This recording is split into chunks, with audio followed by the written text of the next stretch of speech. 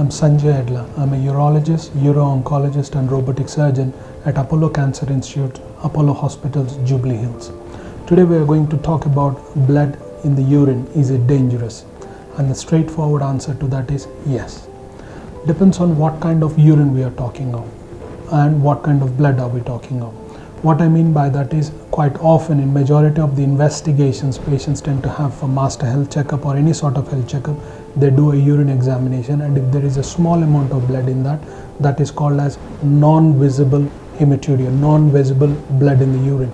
However, if a patient has blood in the urine that they can see, that is totally different to picking up a bit of blood in the urine on a microscopy.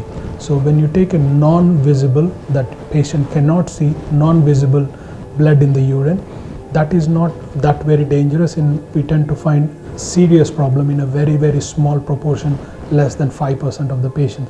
However, if the patient notices blood in the urine, that's one. If it is a painless, they do not have any other symptoms, it is a painless blood in the urine. And the third, if there are any clots in the urine, that is a dangerous symptom, because 1 in 3 of these men or women tend to have a cancer associated with either a kidney, prostate or bladder.